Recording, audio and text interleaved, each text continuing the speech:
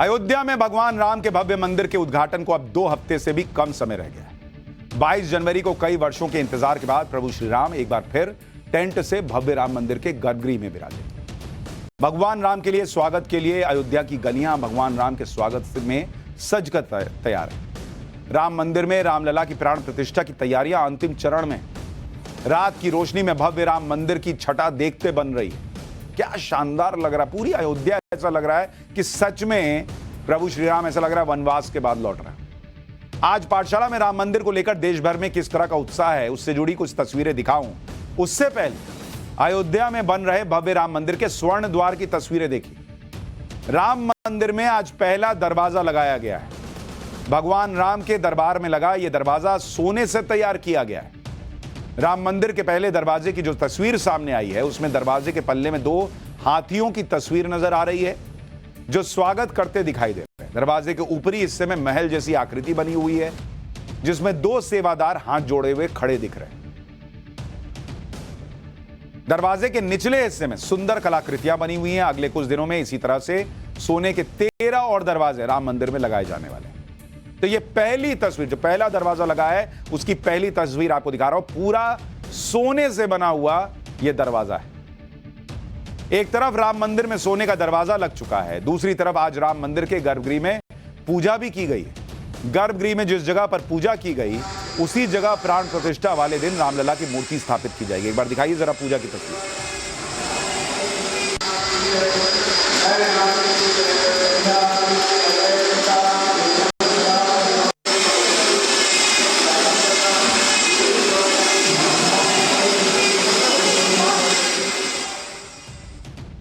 उधर आज यूपी के मुख्यमंत्री योगी आदित्यनाथ खुद प्राण प्रतिष्ठा की तैयारियों को देखने के लिए अयोध्या पहुंचे।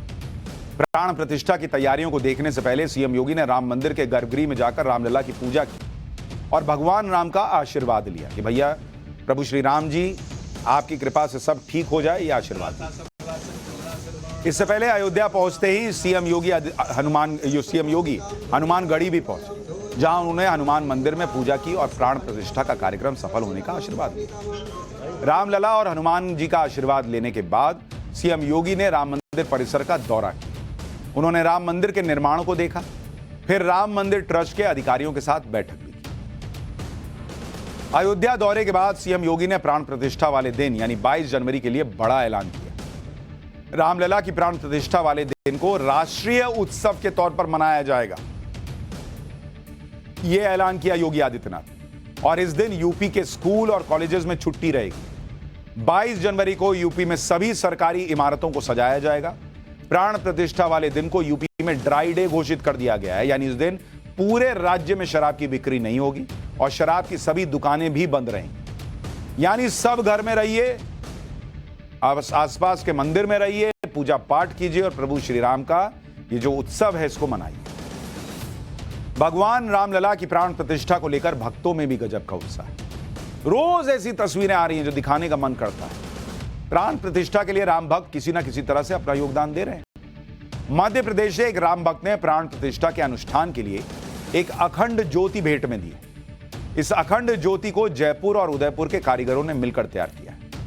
इस अखंड ज्योति की खासियत यह है कि इसके ऊपरी हिस्से में मंदिर का कलश भी बना हुआ है। अखंड ज्योति को चांदी से तैयार किया गया है जिसका वजन करीब 5 किलो है और इसे तैयार करने में करीब 5 लाख रुपए का खर्चा है। तो ये जो आप अखंड ज्योति देख रहे हैं ये 5 लाख रुपए की अखंड ज्योति है। इस अखंड ज्योति दीपक को एक बार में अगर आप जलाइएगा तो 72 घंटे तक ये जलती रह सकती है। इसकी सबसे बड़ी खासियत यह है कि दीपक से निकलने वाला धुआं अखंड ज्योति के अंदर ही रहेगा और मंदिर में लगे मार्बल को धुएं नुकसान नहीं। राम मंदिर ट्रस्ट के महासचिव चंपत राय ने बताया कि प्राण प्रतिष्ठा के बाद इस अखंड ज्योति को रामलला के पास ही स्थापित किया जाएगा। की विशेषता ये है, इसके ऊपर ये मंदिर का कलश बना है, यही इसकी विशेषता है और ये मंदिर में रखे जाने के लिए योग्य है। तो जो प्राण प्रतिष्ठा की पूजा होगी वो 7 दिन की होगी, वो इसी में घी डालकर दीपक जलता है अखंड और बाद में ये भगवान के सामने रखा जाता है। रामलला की प्राण प्रतिष्ठा के लिए गुजरात से राम भक्तों ने विशाल अगरबत्ती भी भेजी। इस अगरबत्ती की लंबाई 108 फीट है, जिसे वडोदरा से अयोध्या पहुंचाने के लिए खास ट्रक डिजाइन किया गया। अगरबत्ती को लेकर यह ट्रक जहां से भी गुजर रहा है, इसका जोरदार स्वागत हो रहा है। राजस्थान के भरतपुर में रामलला के लिए आ रही अगरबत्ती की झलक पाने और उसे छूने के लिए ट्रक के पीछे लोग दौड़ते हुए नजर आए। 6 महीने में तैयार की गई इस अगरबत्ती का वजन करीब 3500 किलो है और इसकी चौड़ाई करीब 3.5 फीट है। कहा जा रहा है कि अगरबत्ती करीब 1.5 महीने तक जलती रहेगी और करीब 50 किलोमीटर के दायरे में इसकी खुशबू फैलती रहेगी। मैंने आपको पहले भी बताया, अब उसकी तस्वीर आ गई कि यह अयोध्या पहुंच रही है। मतलब एक बार ये अगरबत्ती जल गई तो भर अयोध्या महकेगा। प्राण प्रतिष्ठा समारोह के बाद श्रद्धालुओं को भगवान राम का प्रसाद बांटने के लिए भी खास इंतजाम किया जा रहा है। भगवान राम का प्रसाद तैयार करने के लिए नागपुर से एक विशाल कढ़ाई अयोध्या भेजी जा रही है। कढ़ाई इतनी बड़ी है कि उसे उठाने के लिए क्रेन की मदद लग रही है। देखिए, इतनी बड़ी कढ़ाई है प्रसाद बनाने की। 12,000 लीटर की क्षमता वाली इस कढ़ाई में रामलला की प्राण प्रतिष्ठा के दिन 7,000 किलो हलवा तैयार किया जाएगा। 7,000 किलो, जो अपने आप में एक वर्ल्ड रिकॉर्ड होगा। इतना हलवा बने। भगवान राम के लिए प्रसाद तैयार करने का सौभाग्य नागपुर के शेफ विष्णु मनोहर जी को मिला है। प्रसाद तैयार करने को लेकर उनकी क्या तैयारी है, एक बार विष्णु जी से खुद सुनिए। ये जो प्रसाद है तो रामलला के नाम से ही जाएगा। 500 साल बाद रामलला अपने घर में जाएंगे, इससे बड़ी खुशी की चीज क्या हो सकती। और इसके लिए नागपुर से ये कढ़ाई जाएगी और कढ़ाई में हम सूजी का हलवा बनाएंगे, जिसे हम राम हलवा कहेंगे या सूजी हलवा कहेंगे या राम के प्रसाद का हलवा कहेंगे। और ये तकरीबन 7,000 किलो बनाने का मानस है। इसका वर्ल्ड रिकॉर्ड होने वाला है, बट वो न्यास के नाम से हम करने वाले हैं। हमारा इंडिविजुअल रिकॉर्ड इसमें हम दर्ज नहीं करेंगे। सब अपने अपने सामर्थ्य के हिसाब से राम मंदिर में सहयोग कर रहे हैं। जिससे जितना बन पड़ा उसने मंदिर बनवाने में मदद की। आपको यह जानकर हैरानी होगी कि मंदिर के लिए आम लोगों से इतना दान मिला जिसका अंदाजा तक नहीं। अयोध्या में राम मंदिर की पहली मंजिल का निर्माण तो दान में मिले रुपयों के ब्याज से ही हो गया है बॉस। राम जन्मभूमि ट्रस्ट ने मंदिर निर्माण के लिए 11 करोड़ लोगों से 900 करोड़ रुपए जुटाने का लक्ष्य रखा था, लेकिन इससे करीब 4 गुना ज्यादा यानी 3200 करोड़ रुपए का दान आ चुका है।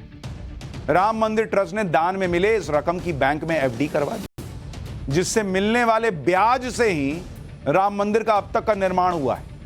तो जो लोग छाती पीट रहे हैं कि अरे भैया देखिए कैसी नॉन सेक्युलर सरकार है, देश का पैसा राम मंदिर में लग गया, इससे तो हॉस्पिटल बनता, इससे स्कूल बनता। बॉस, ये राम भक्तों के पैसे से बना राम मंदिर। उनके दान से जो पैसा आया वो बैंक में गया, एफडी हुआ और उसके ब्याज से इतना सब कुछ हो रहा है। तो इसलिए ज्ञान अपने पास रखें। राम मंदिर के प्राण प्रतिष्ठा समारोह के लिए श्रद्धालुओं में किस तरह का उत्साह है, इसकी एक गजब तस्वीर भी देखिए। राजस्थान के कोटपुतली से 10 साल का राम भक्त हिमांशु सैनी स्केटिंग करता हुआ अयोध्या के लिए निकल पड़ा है। हिमांशु अपने पिता और उनके दोस्त के साथ अयोध्या के लिए निकला है। हाथ में सनातन का झंडा थामे हिमांशु को उम्मीद है कि वो करीब 700 किलोमीटर का सफर स्केटिंग करते हुए 9 दिन में पूरा कर लेगा। स्केटिंग करते हुए आ रहा है ये 10 साल का लड़का। राम भक्ति की एक और तस्वीर देखिए। जब भगवान राम को 14 साल का वनवास हुआ था तो भरत ने भगवान राम की चरण पादुकाओं को सिंहासन पर रखकर अयोध्या का राजपाट चलाया था। और अब जब अयोध्या में भगवान राम का भव्य मंदिर बनकर तैयार हो गया है तो राम की भक्ति में डूबे तेलंगाना के साधु अयोध्या से भगवान राम के नाम की चरण पादुका को राम मंदिर से स्पर्श कराकर अपने साथ ले जा रहे हैं। ये लोग सिर पर चरण पादुका रखकर तेलंगाना की पैदल यात्रा पर निकले। मतलब अयोध्या से तेलंगाना पैदल जाएंगे। इन साधु संतों का कहना है कि वो इन चरण पादुकाओं को तेलंगाना पहुंचाकर एक मंदिर में स्थापित करेंगे और पूरी श्रद्धा से इन चरण पादुकाओं की पूजा करेंगे। गजब सेंटिमेंट चल रहा है बॉस। भोपाल से आई एक तस्वीर देख लीजिए। भोपाल में एक परिवार पूरी श्रद्धा के साथ दिए तैयार करने में जुट गया। इस परिवार ने संकल्प लिया है कि 22 जनवरी को प्राण प्रतिष्ठा वाले दिन आस पड़ोस के 2000 घरों 10,000 राम की ज्योति जलवाएंगे। तो खुद दिया बना रहे हैं और सब पे राम राम लिख रहे हैं। परिवार के छोटे बच्चों से लेकर बुजुर्ग सभी राम का नाम लेकर दिए बनाने में जुटे हुए हैं, जिन पर भगवान राम का नाम लिखा जा रहा है। देखिए, बाहर परिवार लग गया भाई, दिया बना रहा है। देश भर में राम भक्ति का ऐसा माहौल बन चुका है कि हर धर्म के लोग भी इससे जुड़ रहे हैं। यूपी के अमरोहा में मुस्लिम कारीगर राम के नाम की टोपी तैयार करने में जुटे हुए हैं। ये कारीगर दिन रात एक करके जय श्री राम लिखी टोपी तैयार कर रहे हैं। अमरोहा को बेग का जो बेग परिवार है उसको राम नाम की लिखी करीब 40,000 टोपियां तैयार करने का काम मिला है। इन टोपियों को अयोध्या भेजा जाएगा और 22 जनवरी को प्राण प्रतिष्ठा वाले दिन श्रद्धालु इन टोपियों को पहने। राम के नाम की टोपी तैयार करने में जुटे नसीम बेग को एक बार सुनिए। और एक रोजी मिली है 1 महीने के लिए। वैसे और काम चल रहा है तो होली वगैरह का टोपी बना रहे हैं। ये जो है इसके काम के मिलने से बहुत खुशी हुई है। जय श्री राम की टोपी है, अयोध्या जाएगी, जय श्री राम जी के मंदिर पे जाएगी। हम भी खुश हैं और इसको हम बना रहे हैं। पाठशाला में हमने आपको राम भक्त शबनम शेख से भी मिलवाया था जो मुंबई से अयोध्या की पैदल यात्रा पर निकली। आज एक और शबनम से मिली जो दिल्ली से अयोध्या के लिए पैदल यात्रा पर निकली और करीब 700 किलोमीटर की पैदल यात्रा करके भगवान राम के मंदिर के दर्शन करना चाहती। हाथ में भगवा ध्वज लेकर शबनम बदायूं पहुंच चुकी है। आप सुनिए अपनी अयोध्या यात्रा पर सनातन का झंडा बुलंद कर रही शबनम खान क्या कह रही। एक दिन मैं सो रही थी तो मुझे प्रभु श्री राम ने दर्शन दिए और कहा कि जब मंदिर नहीं बना था तब आप लड़ती थी मेरे लिए कि नहीं, भारत में मंदिर के लिए लड़ाई क्यों, हमें तो मंदिर वैसे ही मिल जाना चाहिए। फिर भी हमने कानूनन तरीके से लिया अपने मंदिर को। फिर प्रभु श्री राम ने कहा आप आइए अयोध्या, लेकिन पैदल आइए। बस मैंने बोरिया बिस्तर उठाया और निकल पड़ी हूँ प्रभु श्री राम की शरण में। जय श्री राम का उद्घोष करते हुए, जैसा आपने भी कहा पूरा भारत राममय हो रखा है, तो शबनम खान क्यों नहीं। इसी तरह वाराणसी से भी नाजनीन अंसारी की अगुवाई में राम ज्योति यात्रा अयोध्या के लिए निकली है। यात्रा में शामिल लोग अयोध्या से राम ज्योति लेकर वाराणसी लौटे। इस राम ज्योति से मुस्लिम परिवारों के घरों को रोशन करने की तैयारी की जा रही है। सुनिए इस यात्रा में शामिल लोगों का क्या कहना है। हमें बहुत खुशी है कि हमारे पूर्वजों का मंदिर बन रहा है और राम ज्योति वहाँ से लेकर के आएंगे। यहाँ पर घर घर में राम ज्योति जलाई जाएगी और हम लोग जो नफरत रूपी अंधकार फैला हुआ है समाज में, लोगों के दिलों में नफरत फैली हुई है, उस नफरत रूपी अंधकार को राम ज्योति से प्रकाशित करेंगे, उस नफरत रूपी अंधकार को मिटाएंगे और ये संदेश देने का काम करेंगे कि ये किसी भी प्रकार से हम अपने पूर्वजों से अलग नहीं हो सकते। हम चाहे अपना धर्म बदल लें, जाति बदल लें, मजहब बदल लें, भारत भूमि में रहने वाला प्रत्येक व्यक्ति उसके पूर्वज हिंदू ही थे, भगवान राम और भगवान कृष्ण ही है। इसलिए कोई भी व्यक्ति अपने पूर्वजों से नहीं मुकर सकता। इसलिए हमें बहुत खुशी है कि हमारे पूर्वजों का मंदिर बन रहा है, इसलिए हम राम ज्योति यात्रा वहाँ लेकर के जा रहे हैं। प्रभु श्री राम के घर से राम ज्योति लेकर के आएंगे और प्रत्येक मुसलमान भाइयों के घर में भी उस ज्योति को देंगे। इसके पीछे का यही उद्देश्य है कि हमारे आपसी भाईचारे को बनाए रखने के लिए हम लोग ये यात्रा निकाल रहे हैं और साथ ही साथ ये भी कहना चाहते हैं कि प्रभु श्री राम हम सबके हैं, क्योंकि उन्होंने किसी को भी जाति धर्म के उस पर नहीं बांधा और हम लोग जो भी हैं भारत का जो भी मुसलमान है सब प्रभु श्री राम के ही वंशज हैं और प्रभु श्री राम हमारे पूर्वज हैं। तो मुसलमान खुल के कह रहे हैं कि हम प्रभु श्री राम के पूर्वज हैं। अयोध्या में बन रहे भव्य प्रभु श्री राम हमारे पूर्वज हैं। अयोध्या में बन रहे भव्य राम मंदिर को लेकर उत्सव का माहौल बन चुका है। ऐसे में राम मंदिर के लिए बलिदान देने वाले कार सेवकों को याद करना भी जरूरी है। 30 अक्टूबर 1990 के दिन अयोध्या में कार सेवकों पर पुलिस ने फायरिंग की, जिसमें कई कार सेवकों की मौत हुई। अयोध्या में जिस जगह पर कार सेवकों पर फायरिंग हुई उसे शहीद गली के नाम से जाना जाता है। ये वो शहीद गली है जिसे आप देख रहे हैं। इसी गली में सोचिए, इतनी संकरी गली में बेचारे कार सेवकों पर फायरिंग हुई थी। कार सेवकों पर हुई फायरिंग में कार सेवक संतोष दुबे और रविशंकर पांडे को भी गोली लगी थी। फायरिंग की इस घटना पर आंखों देखी एक रिपोर्ट देखिए आप और इमेजिन कीजिए क्या बीती होगी उन कार सेवकों पर। इतनी संकरी गली में भागने की भी जगह नहीं और उन पर गोली चल रही। शहीद गली से हमारे सहयोगी की यह रिपोर्ट देखिए। सबसे पहले वो तारीख जब फायरिंग हुई थी, क्या हुआ था इस गली में, शहीद गली के नाम से इस गली को जानते हैं। पीछे लाल कोठी है। हम शुरू करते हैं वहां से जहां पर आपको गोली लगी थी। किस जगह पर आप गिरे थे? हाँ, ये गोली यहाँ लगी थी हमको और यहाँ शरद कोठारी, राम कुमार कोठारी दोनों भाई यहाँ पड़े थे।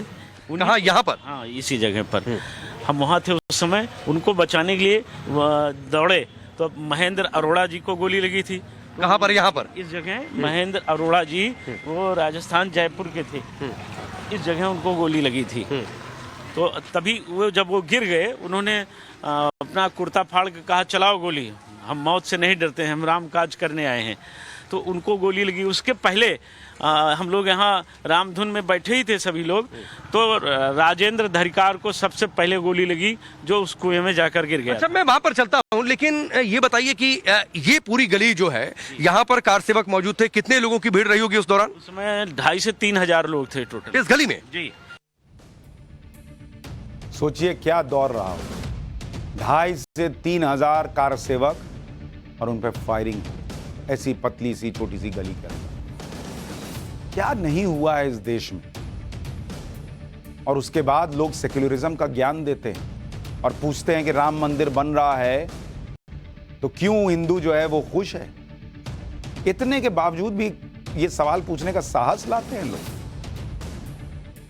अभी भी थोड़ी शर्म तो होगी अंदर।